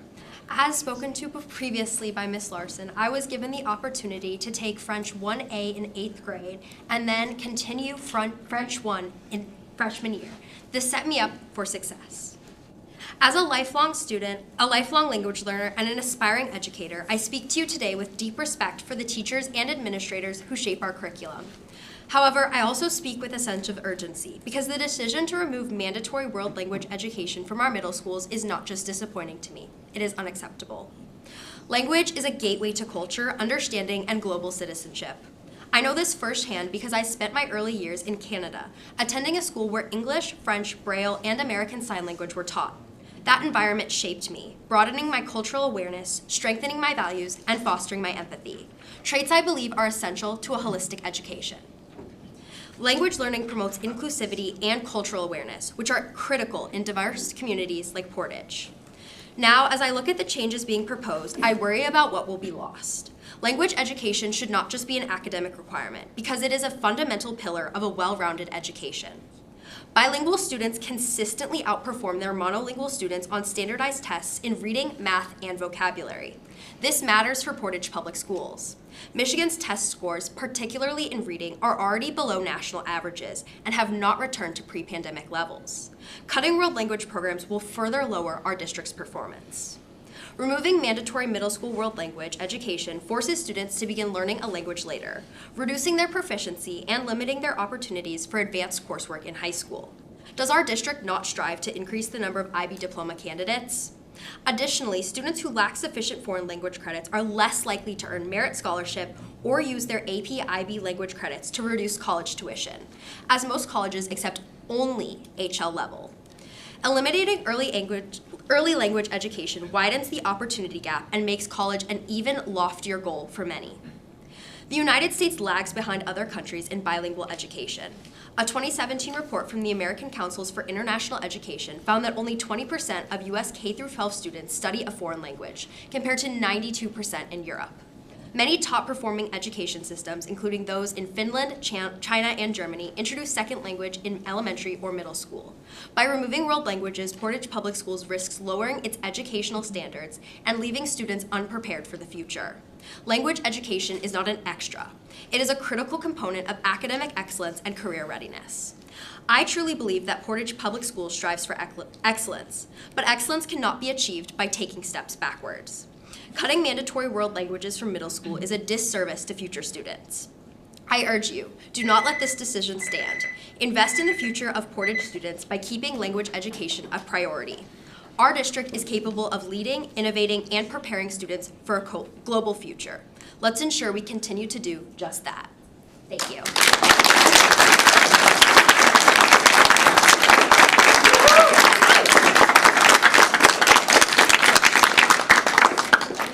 Thank you, Adelaide. Our next speaker is Jillian Hatfield, please.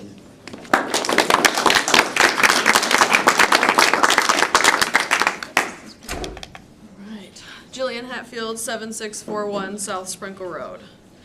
My name is Jillian Hatfield, and I am a senior here at Portage Central High School and a former French 4 student, pausing my education due to dual enrollment schedule requirements.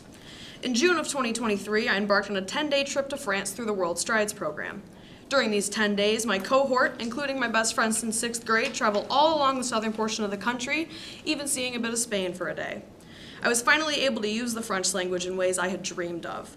From eating an authentic crepe by the Eiffel Tower and watching the twinkling lights, to down in Nice, swimming on the rooftop of our hotel, basking in the sun and beautiful architecture around us. The trip was incredible.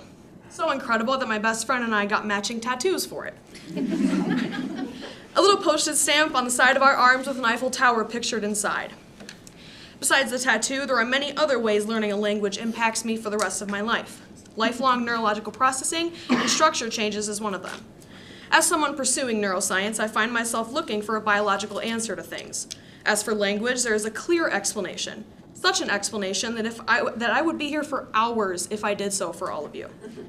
Based on your decision, it seems as though most of you have not looked into this, so I will inform you if you cannot do so yourselves. According to the National Institute of Health, studies conducted using a functional MRI machine have shown certain regions of the brain to be more active in those who are bilingual as opposed to those who are not.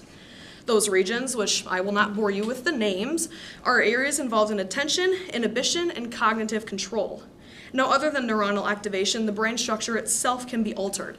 Additional studies have proven that white matter, the tissue used to transmit information in the brain, and gray matter, the tissue responsible for processing that information, have shown increased density and volume in various areas of the brain involving language processing, attention, spatial awareness, and social cognition, just to name a few. Now, all of this being said, the easiest way to interpret this information as someone without, for example, a psychological or neurological background would be to say it improves overall learning, which I'd hope for this district to care about. The improvement of cognitive and sensory processing as well as auditory processing ultimately contributes to an easier ability to process information, such as new vocabulary in a learning environment. Outside education, being bilingual positively affects your brain's plasticity, meaning its ability to rewire itself and adapt through changes, one's executive function, important for planning, focus, memory, and managing multiple tasks, as well as enhancing mental agility, allowing oneself to transition from idea to idea and task to task smoothly. Language is not just a collection of words. It is the bridge that connects us to others and to the very foundation of our humanity. Language is more than just an IB achievement. It deepens relationships, enhances cognitive abilities, and opens doors to new perspectives. I, too, once underestimated the power of language, much like some of you denying its necessity, but after 5 years of my life dedicated to French and 10 days completely immersed in it, I can confidently say that learning a language has been one of the most transformative experiences of my life. It has shaped the way I think, understand, and engage with the world. I never thought that I would be asked to stand here and convince people to maintain something that means so much to my peers and I fail to see why a credit adjustment means more than the overall well-being of your students. You pride yourself in your IB and world language statistics, though what I think is not being realized is implementing a more complex, difficult, and discouraging program will only lower these numbers, turning students away from continuing on and weakening the IB and program in its entirety. I have laid as much of the science out for you as I can, and with this in mind, I hope you can now make the right decision, one for the students, not for yourselves. This new curriculum will be detrimental to the students of tomorrow, and to implement a new world language program is to deny those students of opportunity. Language changes lives, and I am a testimony to that, and I urge all of the board members and administrative members at Portage Public Schools to think of the students who eventually won't be able to say the same. Thank you.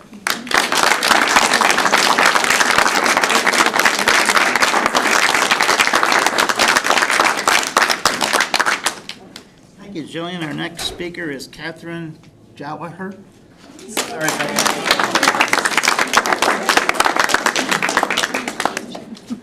Catherine Jawahar. My address is 5400 Swallow Avenue. Good evening. My name is Catherine Jawahar, and I am a senior IB Spanish 5 student and IB diploma candidate here at PC. I speak to you tonight to express my concern and disappointment with the recent decision regarding the world language curriculum in this district. Portage Public Schools provides an invaluable education and many opportunities to its students. Both world language classes and the IB diploma program have been the most impactful and important in my life here. One of the most prominent goals of the IB diploma program is to develop students into global citizens, people who think on a global level, have extensive knowledge in many academic areas, and know how to apply that knowledge in the real world. With the changes you intend to make, it will be nearly impossible for students to achieve that. By requiring only an exploratory semester in 7th grade, students could be forced to start learning a world language 2 years later than previously, potentially preventing them from reaching the level 5 classes, which are truly the most crucial years of world language education. It's in those level 5 classes that students learn how to put together and use all of the tools that they've gained during their world language education. but depriving them of that opportunity would prevent them from reaching the IB level. I know that Portage prides itself on the number of students that participate in IB and world language programs. This decision would only decrease that number and be a detriment to the district. This could also prevent students from being able to take higher level IB tests for their world languages, resulting in fewer college credits and increased tuition costs for Portage graduates. Ultimately, this change will only set students back further. No longer requiring a world language in middle school puts students behind in high school and hinders their success in college and beyond. Colleges look for applicants with at least 2 years of world language experience. This decision would make it far more difficult to complete that requirement. On a more personal level, the classrooms of every single Spanish teacher at Portage Central and Portage West Middle School have provided me with the most supportive and caring environment I could have hoped for in high school. I can truthfully tell you that because of the experience I've had in those classrooms and with this Spanish program, I've looked forward to being in Spanish class every single day since 7th grade and will continue to study Spanish in college. The love that has been fostered for learning this language has allowed it to become about far more than simply learning words. Spanish has become a space to learn about different cultures, global figures, and historic literature in a manner entirely different from other classes. It's a welcome break from the rigorous IB program, and despite its key role in the curriculum. Failing to offer students the opportunity to learn in such a unique environment would be doing them a severe disservice. The World Language program in your schools provides students with so much more than just knowledge of another language. It teaches them empathy, discipline, curiosity, kindness, and through all of these and more, how to be a global citizen. Depriving students of the ability to learn a world language in middle school could put them at a severe disadvantage in high school and far beyond. I know that you all want to do what's best for your students, so I urge you, please, to reconsider this decision. Thank you.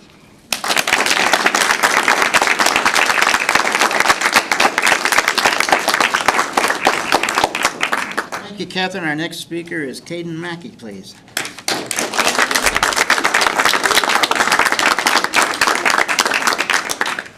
Caden Mackey, 2521 Brahms Avenue in Portage. Hi, my name is Caden Mackey, and I am a 2024 Portage Central graduate, as well as my graduating class's recipient of the French Department Award. I took French for 6 years, from 7th grade to 12th grade, and I plan to continue my French in college by pursuing a minor, depending on extenuating circumstances with my major. I was very saddened to hear about the changes that are going to be made pertaining to the world language classes in middle schools. I dreamt of visiting Paris from a fairly young age, which sparked my interest in taking French. However, I likely wouldn't have chosen to take it in 7th grade had it not been required. My perspective changed dramatically when I traveled to France in June of 2023 with about 30 of my classmates, my wonderful teacher, and I even had the opportunity to bring my grandmother. Throughout the course of this trip, I experienced many life-changing moments, but I will never forget the opportunity that I had to communicate with local French people. My grandma and I were seated next to a young couple on the metro, so I took this opportunity to do what I had been practicing for so long. After our conversation, they praised my efforts, which boosted my confidence and motivated me to keep improving. I can sit here and tell you about how much this moment changed my life, but you truly have to experience it to feel it, and I would not have encountered this moment had I not been required to take the class in 7th grade. Learning French not only led to these life-changing moments, but it also opened my eyes to what I am capable of at just 18 years old. Forcing these decisions amongst 7th and 8th graders is extremely unethical because they will likely choose to take the easy route and take less challenging electives. While art and food classes are valuable, world languages provide students with opportunities to grow their creativity and cultural understandings in ways that other electives don't. The choice to add yet another elective proves to me that you are feeding into the learning crisis that has been caused by the COVID-19 pandemic. Students should be encouraged to explore other options that prepare them for the future, including the college language requirements that many universities have. Making this change will lead to limitations on opportunities for students to develop language and communication skills. I would also like to take a moment to acknowledge the fact that this is Portage Public Schools, one of the most privileged public school districts in the area. One of the perks of attending a Portage high school would be the prestigious IB diploma, which requires studying a second language. If this change goes through, many of these upcoming students may feel left behind when they don't have the chance to participate in the IB diploma due to a decision that they made 3 years ago when they were in middle school. I chose to continue taking French through high school because of how much I enjoyed learning the language and culture, as well as the teacher. It is a known fact that Portage Public Schools hires the best of the best teachers, and that is especially true when it comes to the world language teachers. They create enriching learning environments, are the most personable, and make it known that they want the best for us. By making this change, you could be denying future students the chance to experience these benefits. Please reconsider this decision. Don't settle for the easier solution. Portage families trust you to provide the best education for their children. Thank you.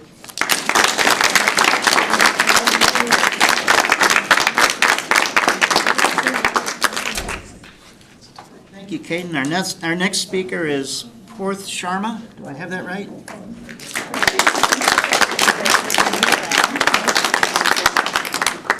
Parth Sharma, 7130 Annandale Drive. Good evening, everyone. My name is Parth Sharma, and I am currently a senior at Portage Central and an IB Spanish 5 student. I'm here today because, like many of my students, I stand in disapproval of the proposed changes to the world language curriculum taking effect next year. My peers have already talked about the cognitive benefits of learning a language from a young age and the specific benefits it has for the IB diploma programs at both Portage Central and Portage Northern. So I come to you with a specific and nuanced perspective based on my prior lived experiences. So for some background, I've long been passionate about equal access to education and education policy. Since my sophomore year, I've been part of the Beyond Differences National Teen Board, a group of activists from across the country creating curriculum for middle school students to increase senses of belonging and fight against social isolation. My work on this curriculum has impacted over 26.5 million students and has been recognized by the former U.S. Surgeon General, Dr. Vivek Murthy. Specifically, last year, I authored a curriculum surrounding the life and contributions of Mexican artist Frida Kahlo and her ability to blend her fight surrounding her disability, culture, and betrayal of gender norms into her art, which went out to over 10,000 middle schools last year and will be going out to an additional 20,000 this year. In April, I will be heading to Philadelphia to give a youth keynote speech at the 2025 Sandy Hook Promise Save Summit, speaking to hundreds of middle school schoolers about how they can use their voices to create change in their local education systems. In addition to this, just last week, I was in Washington, D.C. for the 63rd Annual United States Senate Youth Program, a competitive scholarship program where I got the opportunity to hear from many senior government officials. One of the ones that spoke the most to me was Mexican Ambassador to the U.S., Ana Luisa Fajer. She spoke about how fostering a sense of cultural understanding between the United States and Hispanic-speaking countries is possibly the single most important aspect of improving the divide we see in communities today. And in my opinion, that change starts right here, in our schools. World language classes aren't just about learning a language, they serve as an introduction for students to learn more about the world around them, immerse themselves, and respect other cultures, backgrounds, and identities. Relaxing the requirements for students to immerse themselves in another culture will be a stark and unjust step in the wrong direction. To solve the ever-growing problem of divisiveness we have in our communities surrounding issues like race, we have to turn to social institutions like the education system to teach us how to be better citizens. The Spanish programs at Portage Central High School and Portage West Middle School have changed my life in many ways, and undoubtedly have made me a positive contributor to my community, now and in the future. For this reason, I cannot stand in complacency knowing that there is a chance that the students who come after me won't be able to experience the same transformative curriculum as I did. To quote the late Frida Kahlo, "La pasión es el puente que te lleva del dolor al cambio." Passion is the bridge that takes you from pain to change. My fellow students and I are passionate about this issue and urge you to change the proposed system for the greater good of our community. Let's live in a world where passion drives our communities, not hate. Thank you.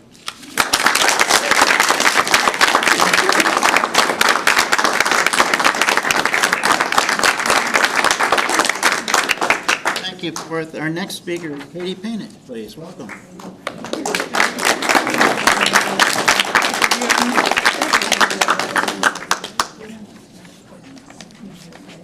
Hi again. Katie Painett, 930 Westmoreland. So I actually am going to be reading an email from a former student who I just saw is here, so hi. But I wanted to also express that I also am a product of the World Language program here at Portage Public Schools. I was one of the first people to go through it as a 7th grader in 1999. And I went through Spanish 5. I'm now a Spanish teacher, been a Spanish teacher for 14 years. years. I was the presidential scholar at Western Michigan. I studied abroad twice, so I could not have done that without starting with Lisa Buchaner Aldrich in 7th grade and going all the way up with Mr. Hill. I interned with Bonnie. I could not have done it without Portage. So I'm reading an email that Heather Kanyangas got from a former student of her and me back in October, actually. And so I want to highlight the benefits of the tangible benefits of what our program has done for students. And again, it only happens because they have that base starting in 7th grade. It doesn't happen because they start in 8th grade. It doesn't happen because they start in 9th grade. And so there, as we've echoed many times, there are a lot of concerns about students not making it to that level 5. So, hola, señora Kanyangas, ¿cómo estás? I hope your school year is going well and that all your Spanish students are killing it and giving their best effort. Life at Central Michigan University has been a phenomenal opportunity for me. 2 weeks ago, I declared my majors and my minor. I will be double majoring in social work and psychology and minoring in Spanish. Also, I am looking into study abroad. Fortunately, with my IB scores, I placed in Spanish 202, which is the highest grammar course at Central Michigan. And I will be furthering my speaking skills with a pronunciation course next semester, which is actually happening right now. This student, who is sitting in the front row, also received 8 retroactive credits because she took the IB exam and the score that she received. The Spanish program at Central Michigan is exceptional, and IB Spanish fully prepared her for college level Spanish. This part, I laughed out loud. Okay. Today we wrote our major composition, which was a breeze. I had trouble keeping it in the word count, which was 200 words, because I was used to writing 500-word essays for IB. If it wasn't for IB Spanish 5, I would not have been prepared to write a college-level Spanish essay, even if it was only 200 words. I also feel that my essay flowed extremely well because I knew when to use transition words, and I had a lot of them memorized because you kept them in your back pocket.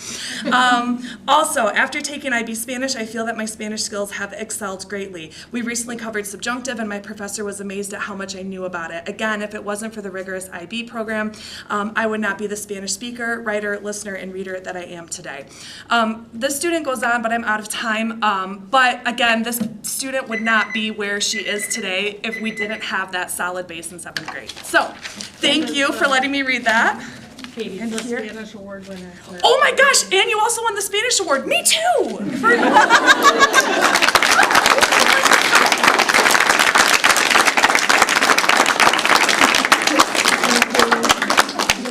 Thank you, Katie. Our last speaker tonight is Christy Rath. Welcome.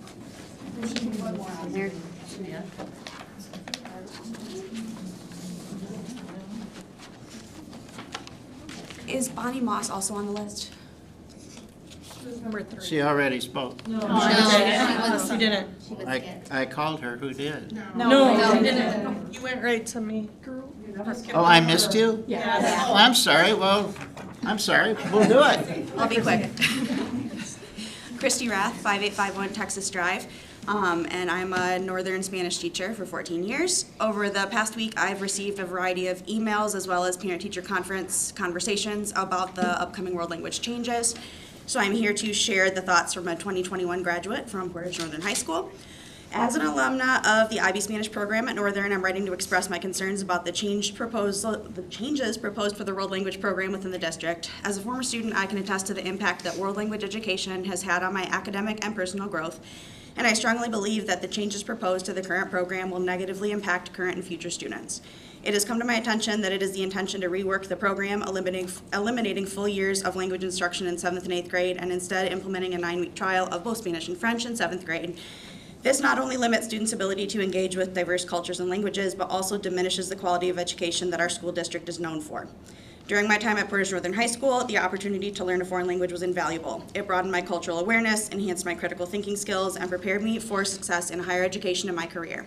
By reducing the amount of language acquisition at an early age and changing the requirements for high school language, students will be deprived of crucial opportunities that could benefit their future academic and professional endeavors.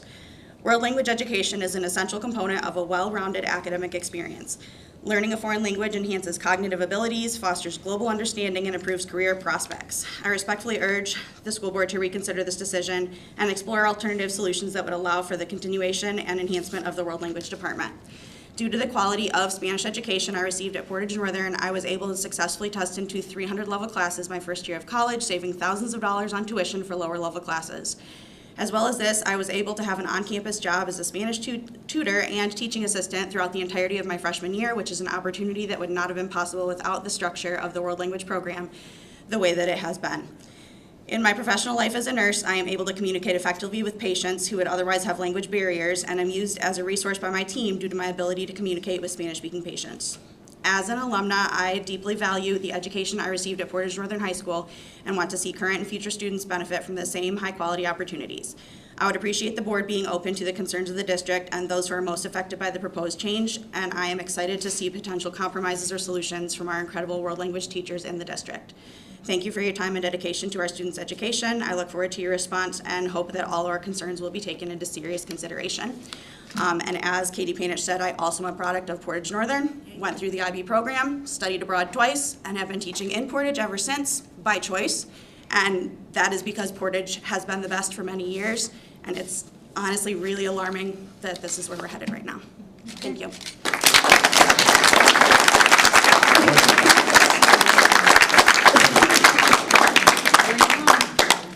Thank you, Christy, and you were not the last speaker. Bonnie Moss was the last speaker.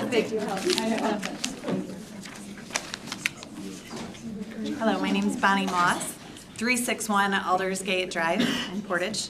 I am the World Language Department Chairwoman and a Spanish teacher here at PCHS. I have a lot to say given my 23 years of experience here, so it was hard for me to pick exactly what I was going to talk about. I decided to go with a historian's perspective and also tell you about some of our successes and losses. When I started, Portage Public Schools offered students opportunities to enroll in not just Spanish, but French, Latin, German, and there was talk of American Sign Language, elementary languages, and Chinese. That was 23 years ago. Over the years, our district has offered and eliminated 5 of those programs. I would consider those major losses. However, our teachers have always put the student's success in the forefront, and we see amazing results. So I'd like to focus on the positive to show you just how strong our current model is. This year alone, our district has over 1,000 high school students enrolled in a world language. This is in part due to the sequence and experience of our middle school program and teachers. Currently, we have almost 200 French and Spanish seniors that will be taking the IB higher level exam, which will award college credit to those students that pass. After doing some comparison with other IB schools around the state, that number far exceeds those that are practicing languages with different and similar sequential models. These students will also receive the biliteracy seal from the state of Michigan. Since 2021, approximately 450 of our students have earned this prestigious award. The success of our students has been so great, and this is due to their hard work and commitment to our full enriching program. Taking away part of this sequence will have negative effects, and we will undoubtedly suffer losses, and these student successes and opportunities will decrease. Students that do not elect to take a language in 8th grade will be required to enroll in Spanish or French 1 as freshmen in order to fulfill the graduation requirement as per state law. This therefore eliminates their chances of taking the level 5 course and testing at the higher level of IB. If you do not see the advantage or importance of that loss, I beg you to talk to one of the thousands of students that we have personally witnessed, helped, and are currently guiding to achieve that success.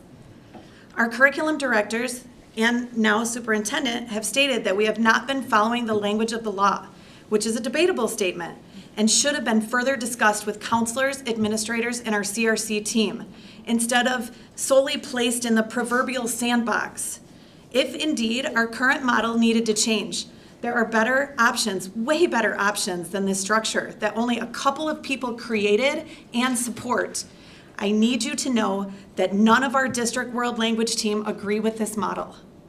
I implore this Board of Education to place the success of our students first in their minds and in their governing decisions. Please overturn this imposed program model so that as a team, we can do what is best for our students and the success of Portage Public Schools. Thank you for your time.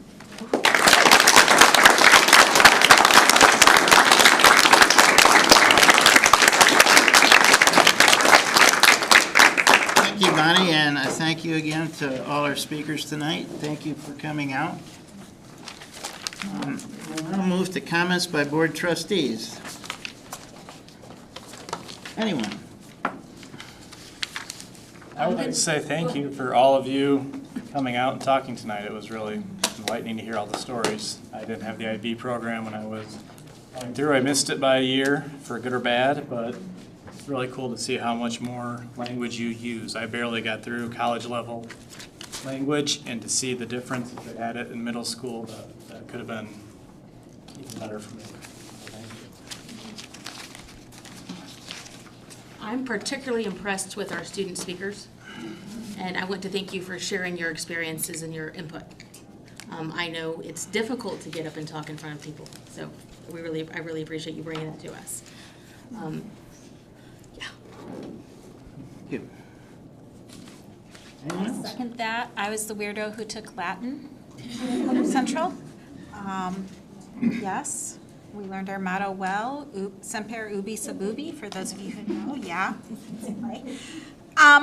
Anyways, thank you for speaking. I could tell who the teachers in the room were because of the beaming, prideful smiles that I saw as you were speaking.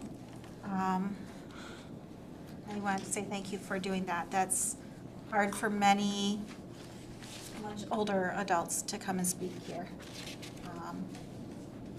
And do come back.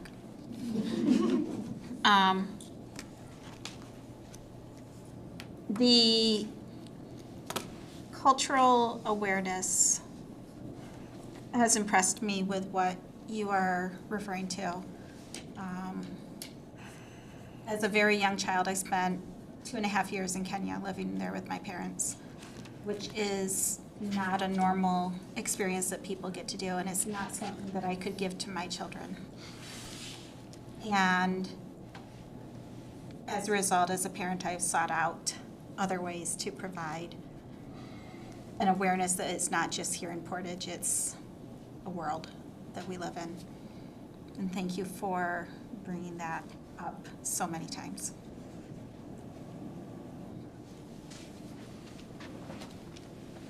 Anyone else? Yeah, I'll jump in, Randy.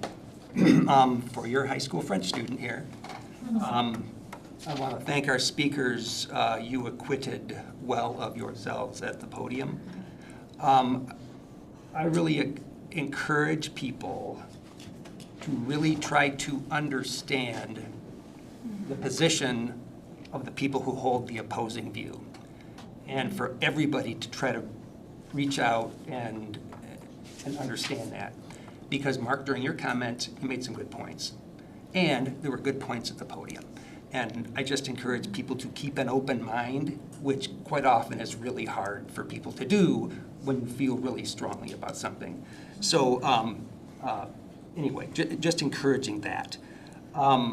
And then on other topics, thanks to the group from Central L, that was delightful. And then during an earlier discussion, Emily, you linked in the whole middle school ELA topic. And I just wanted to put a placeholder there because we got an update on that last summer, as all but 2 of you will recall. And the report was there were things that were working and there were things that were not working. And I just put a pin in it and hoping that we could have a follow-up report. And so anyway, this has been on my list of things to ask for, and I'm not sure if it's on our formal list or not, but I just. It is. It is for me. Okay, good. Good. Look forward to that. I almost forgot, and something you said triggered it.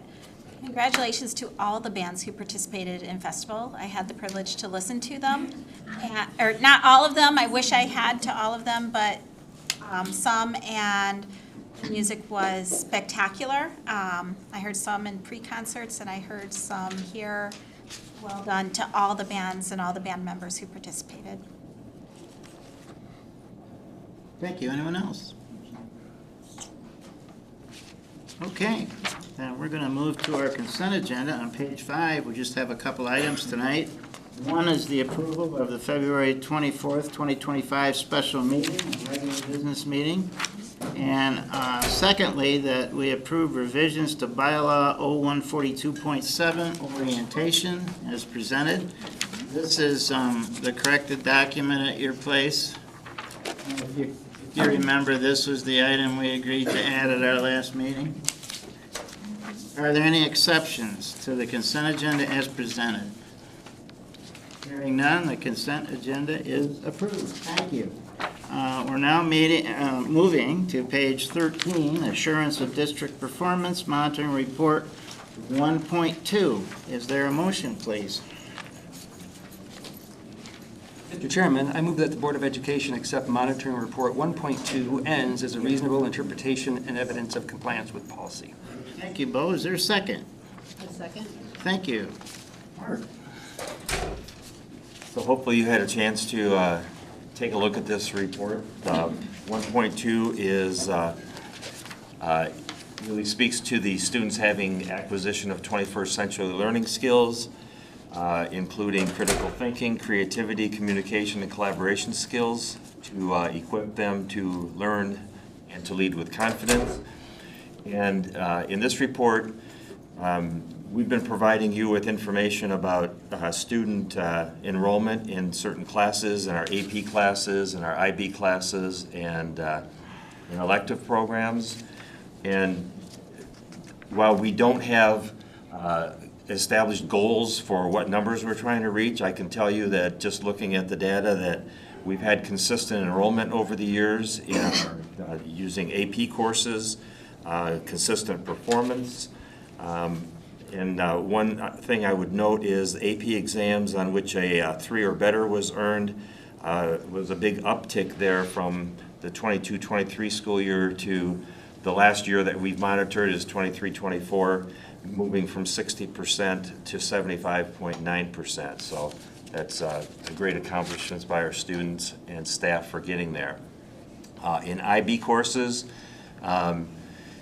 again, we don't set benchmarks. We have these programs for those students that can benefit from them. As you heard tonight, many of them do. So our consistency has been in enrollment. We are up some students from 354 in the 22-23 school year to 374. That's in the 11th grade, and we've seen a similar uptick in our senior enrollment in taking at least one IB course. And then our track record for students, IB classes in which a C or better was earned, the 23-24 school year, again, 100% of the students that took that exam scored a C or better. So that was, that's encouraging news.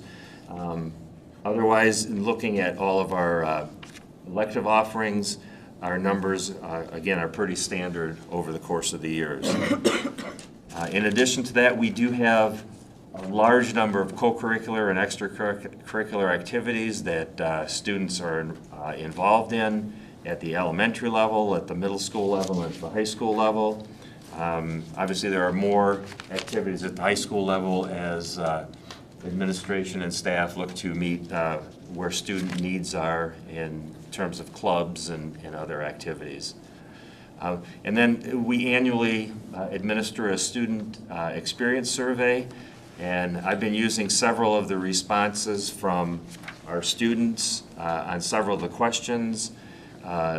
In particular, the ones that apply to this are the enjoyment of specials and electives. I know how to get help when I have a problem. I set learning goals and track my progress. My teachers challenge me to think, and I have opportunities to be successful.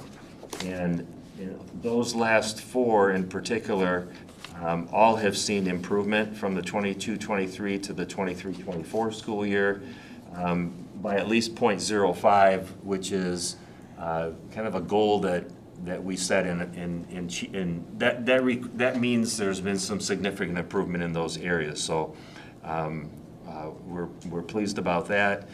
We will be administering this year's survey in April after spring break. So It's really the extent of the report. I do have just a slightly expanded conclusion statement there that we do provide our students with courses, activities, and facilities that encourage the development of those skills. Our teachers also receive professional development opportunities to enhance their abilities to incorporate these skills into their classroom lessons. So based on that, we've met expectations. Happy to answer any questions if you have them. I was pleased to see that the number of K-12 students surveyed is up by almost 500. That's great. Well, we've been working with our principals, establishing some strategies on how to make sure we get students to participate. Yeah, 5,389. Yeah. Okay. Any questions for Mark? And the improvement is even more impressive when you look at the first year post-COVID when we first got back to measuring these, which is really good, right? So we continue to kind of recover from that. Some of them aren't as good as the last pre-COVID numbers, but they're starting to get close. Yeah. Thank you for noticing that. Just a quick, because I've never seen this before. Is that a score out of 5? Yes, out of score That's 5. what I I'm thought. sorry. Okay. Yes. I assumed that. Any other comments or questions for Mark? All those in favor of approving the monitoring report 1.2, please say aye. Aye. Opposed? The monitoring report is approved. Now move to our single discussion item for the evening, and that's classroom technology. Ryan? And Steve? Evening, trustees, Superintendent Beeling. Bringing forward a recommendation to approve the contract with Parkway Electric for the classroom installation, or the installation of the classroom technology at the new Central L and Haverhill elementary schools. This includes a 10% contingency, which is consistent with how we've done things in the past when you're dealing with labor. Proceeds coming from the 2021 bond. You should have a breakdown of those costs there. And I did bring Steve Van Dyke here, very instrumental in this RFP, along with Corey Brasher and the Tower Pinkster team. I'll turn it over to Steve for some details. Thank you. Yeah, so in front of you is the recommendation for that classroom technology installation. This is basically tying together a lot of the ends that were acted on in previous board action in the last couple months here of technology that we procured under state and federal contracts to better our pricing and also get ahead of some of the uncertainties with pricing with the political nature right now. And then also there's some procurement that it just wasn't advantageous for us to try to procure that under a state contract. So we put out an RFP and got 2 bids back. Parkway Electric was the low on that. They are currently working on site doing our low voltage pulling of wire and installation there. They're also doing the security cameras, so this was an easy thing for them to add on to their scope of work. So with that, we'll welcome any questions.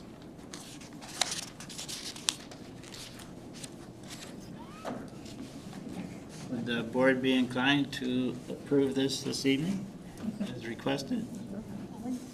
Pretty non-controversial. I think it is. Is there a motion, please, to move this item to action? Mr. President, I move that we move this to action. Thank you, Emily. Is there a second? Second. Thank you, Kimberly. All those in favor of moving the classroom technology purchase to action, please say aye. Aye. Aye. Opposed? The motion passes. It's now an action item, and we need a motion, please. Mr. President, I move that we approve the awarded contract with Parkway Electric for the installation of classroom technology equipment at the new Central and Haverhill Elementary School. Total project cost not exceeding $251,064, which includes a 10% contingency for each school, funded from the 2021 bond. Thank you, Bo. Is there a second? Second. Thank you. Any discussion? All those in favor, please say aye. Aye. Opposed? Motion passes and the technology purchase is approved. We have reached the end of our agenda. We are adjourned. Thank you. Oh, you're okay. Barb? 3 hours. Get there. make sure that she was able to scan these for all of us, so that we can all